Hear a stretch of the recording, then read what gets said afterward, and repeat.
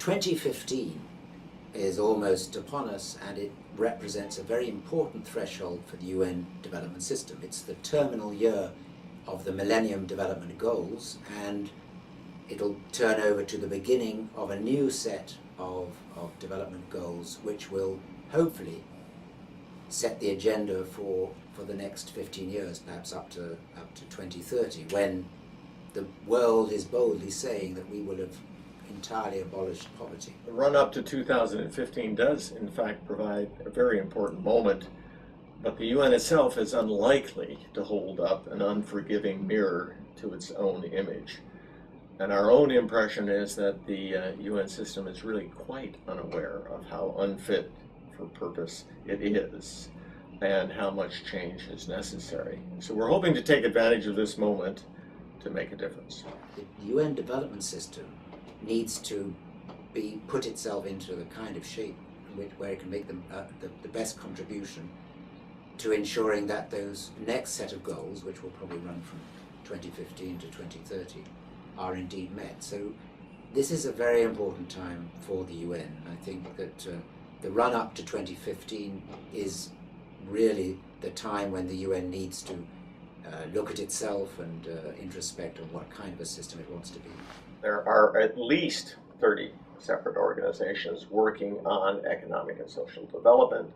These headquarters are also, once again, depending how you're counting, at least in 16 locations, 160 countries, 50,000 staff members, a budget of $13 to $14 billion per annum.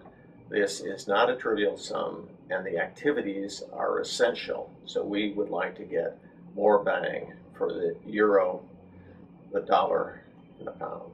The UN has been active in soliciting almost 1 million different views from people around the world on the so-called world which we want. And I think the importance for the UN development system is, while we're thinking about the kind of agenda that we need, it's also very important to think about the kind of development system we need to help to implement that agenda. And that's where the logic of this initiative comes in.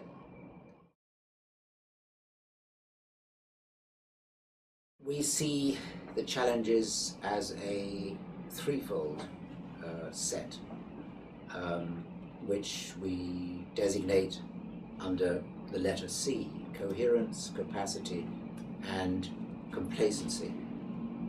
Taking the UN development system within the larger system, there is a lot of atomization of the agencies. There's a lot of discoordination.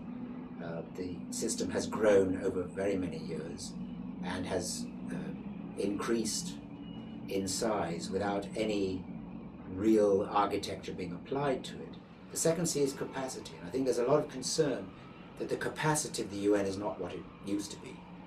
And there are sort of two dimensions to this problem. The first is that maybe the UN is not attracting the kind of talent that it needs to in order to address contemporary problems. And the second is that there are, of course, besides the UN, which has now existed for over 60 years, many other alternative organizations providing alternative sources of the kind of knowledge and expertise and even convening power which has traditionally been the preserve of the UN. And the third C is what we like to call complacency. Does the UN know and recognize that it has a serious challenge, that it is in danger of becoming increasingly marginalized? Many of our dear colleagues on First Avenue and throughout the world are unaware that there seems to be a crisis in the system, that they are more and more marginal in relationship to large NGOs, in relationship to the Bill Gates Foundation, in relationship to virtually every other source of financing except overseas development assistance, which is dwindling and on which the UN system is based. So there are alternatives, and we'd like more people within the system to direct their attention to that reality. We're fond of quoting one of the UN giants, Sir Robert Jackson, who 45 years ago actually described the system of that time as a lumbering prehistoric monster. And we now look at a monster that in fact is older, but in fact not better adapted to the climate of today. Reform is a topic that has been with us for as long as the UN system has existed. The topic is forever on the table, but concrete action to do something about the well agreed upon problems of turf, decentralization, and lack of impact. Very little occurs to, in fact, address those problems. We say of the UN, the development system in particular, that it's too friendly to fail. Everybody involved in the UN has some kind of a interested stake, some subjective connection to the organization. That in itself is inimical to reform, which is why, if reform is going to happen, it'll need some sort of an external catalyst. It'll need people looking at the UN from the outside who are not steeped in these vested interests to say this needs to change because, and this is the way that it can change. And also from within the UN itself, reform will require staff to be committed to change, and that's always rather difficult and can often be against their own interests.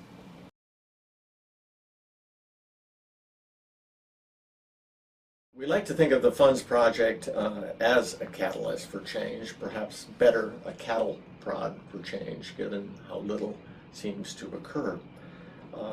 We ourselves have both worked for the UN system, Stephen longer than I, but we both have been close to the system. We are supportive of multilateral cooperation, but we're not card-carrying members of the UN fan club.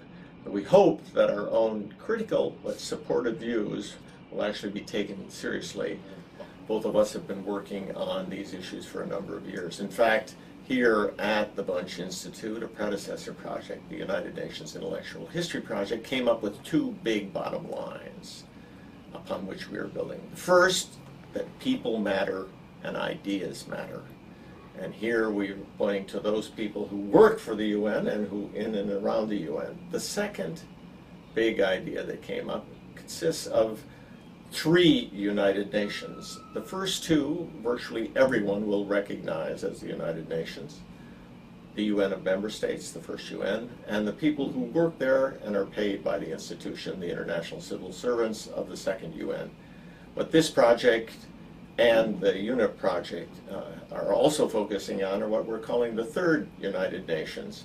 On the fringes are a series of people interested in the multilateral cooperation who are pushing the first and second UN to do their jobs better.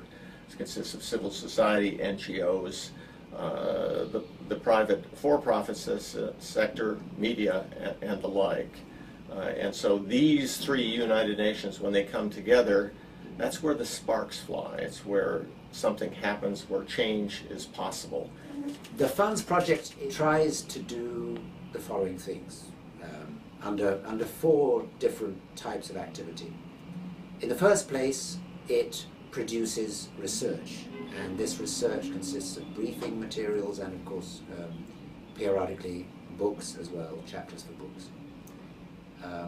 The second area is surveys, and we like to claim that this is one of the more interesting and original parts of the project. For on two occasions now, we've had global perception surveys of the way that people, in particular the third UN that Tom was mentioning, react and perceive the UN development system. And in addition to that, we have more specialized surveys with groups, smaller groups, 200, 300, 400, global experts, as we call them, and we gather their opinions on different aspects of the UN development system. So first research, second is surveys. Third, we hold meetings, inevitably. Most importantly, we get from those meetings ideas for how realistically and practically the UN can go forward on a reforming platform. And then finally we have an outreach dimension there, because I think that half the battle is going to be to ensure that the sort of things that we are saying and people are telling us, and what we're getting through the surveys is actually getting out there into the ether and influencing, hopefully, the opinions of people who have a stake in the future of the UN.